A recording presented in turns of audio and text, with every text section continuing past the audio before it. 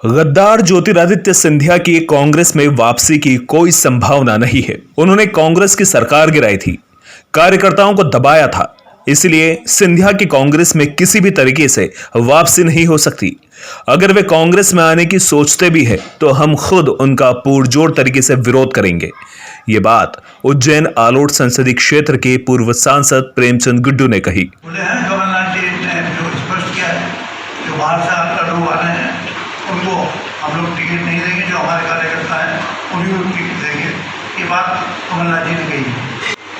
हमारा स्पष्ट रूप रहेगा कि कांग्रेस की सरकार आएगी तो ये जो शुल्क है वो हम लोग खत्म कर देंगे और कोई वीआईपी दर्शन नहीं, कोई पैसे लगे दर्शन नहीं, फ्री में दर्शन हम लोग चालू करेंगे।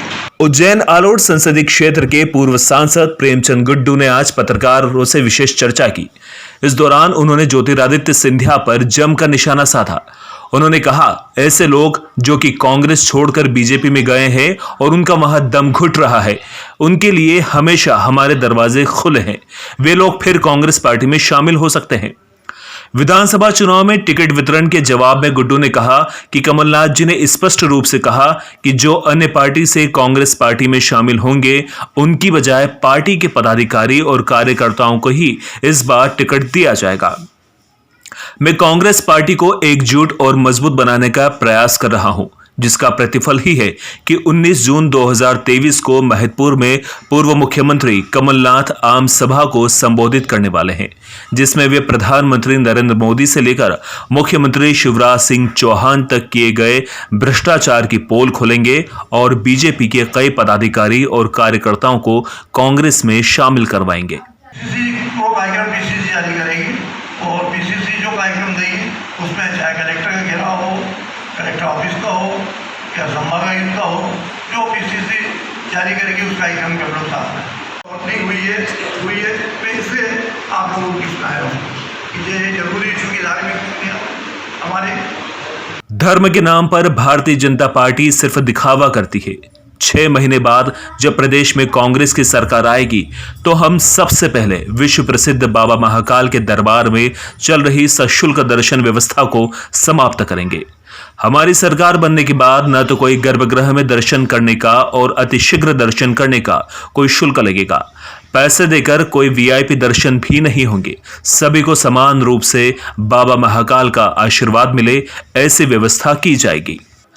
इस दौरान प्रेमचंद गुड्डू ने कहा, मध्य प्रदेश सरकार इन दिनों लाडली बहना योजना के नाम पर जमकर वाहवाही लूट रही है, लेकिन ये योजना भी महिलाओं के साथ एक छलावा ही है, क्योंकि लाडली बहना योजना के शुरू होते ही वे महिलाएं जिनके खातों में अब तक अन्य योजनाओं के माध्यम से प्रतिमाह राशि पहुंचती थी, उसे बंद कर सिर्फ 1000 रुपए ही खाते में डाले जा रहे हैं। जबकि होना तो ये चाहिए था, जिन महिलाओं को पूर्व से किसी योजना का लाभ देकर प्रति माह 600 रुपए दिए जा रहे थे, उनके खाते में पुरानी योजना के 600 रुपए के साथ लाडली बहना योजना के 1000 रुपए मिलाकर कुल 1600 रुपए प्रति माह की राशि डाली जानी चाहिए थी, लेकिन 1600 के बजाय सिर्फ 400 रुपए बढ़ाकर खातों में 1000 रुपए की राशि डाल दी गई है। मुख्यमंत्री शिवराज सिंह चौहान सभी बहनों के खातों में 1000 रुपए की राशि तो डाल नहीं पाए, बढ़ा चढ़ाकर 2000, 3000 प्रति माह देने की बात कह रहे हैं। तो भारतीय जनता पार्टी शिवराज सिंह के खिलाफ जो भ्रष्टाचार के मामले हैं, जो महिलाओं के जो योजना हम लोगों ने लागू की और भारतीय जनता पार्टी ने लागू की है, उसको वहाँ पे बताएंगे। और बहुत सारे जो यहाँ पे भ्रष्टाचार हुए हैं, चाहे वो बैंक का हो, चाहे वो नदी का हो या ज़मीनों का हो, उन सब पे वो कार्रवाई का आपको विश्वास दिलाएंगे।